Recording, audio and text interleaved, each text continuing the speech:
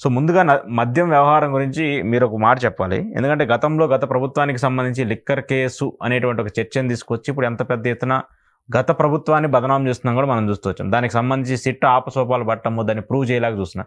ఇప్పుడు కొత్తగా కొన్ని వేల బాటిల్ని మద్యాన్ని తయారు చేస్తూ వాటన్నిటికి కూడా టీడీపీకి సంబంధించిన నేతల కన్సర్నల్లో క్లియర్గా కనిపిస్తున్నట్టు కనిపిస్తుంది. ఏం చెప్తారు? నవ్వలో ఎడవల్లో తెలియని పరిస్థితి తెలుగుదేశం పార్టీకి కూటమికి ఉందని చెప్పాలి. మనోడు మౌనమూలిలో కూర్చుని ఆటో నిన్న పందేరం పెట్టిన 15,000 దాంట్లో మౌనంగా కూర్చుండడం కాదు. ఇలా లెక్కర్ సమస్యలు, ల్యాండ్ సమస్యల మీద అపోజిషన్ పార్టీగా అక్కర్లేదు, రూలింగ్ పార్టీలో ఉండి కూడా ప్రభుత్వం తీసుకుంటున్నారు నిర్ణయాలు రైట్ రాంగో తెలియజెప్పే సామర్థ్యం పవన్ కళ్యాణ్ అడుకోవాలి. ఎందుకంటే నిరంతర విద్యార్థి 15 ఏళ్ళ పాటు ఒకరి కింద ఊడిగొని చేస్తా ఉన్నది కాదు. ఫస్ట్ మీలాంటి వాళ్ళ దగ్గర నుంచి డిసెంట్ తెలియజేయడం స్టార్ట్ అయితే దీనికైనా నేను పొత్తు పెట్టుకున్నాను, నాకున్న నీతి నిజాయితీలు నియమాలకి భిన్నంగా మీ దగ్గర ప్రవర్తన నియమాలు ఉంటే అన్న కాన్సెప్ట్లో మాట్లాడితే క్రెడిబిలిటీస్ పెరుగుతాయి.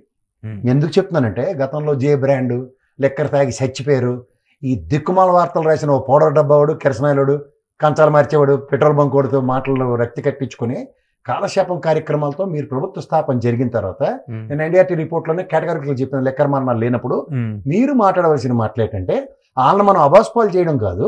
ఈ ఆ జే బ్రాండ్ అని ఇది ఎన్ బ్రాండా లేకపోతే పి బ్రాండా లేకపోతే కూటమి ప్రకారంగా ఉన్న కే బ్రాండా? కే ఎందుకు అవుతుంది? కూటమి అంటే కే కాదు కదా, దానికో అబ్రివేషన్ ఉంటుంది.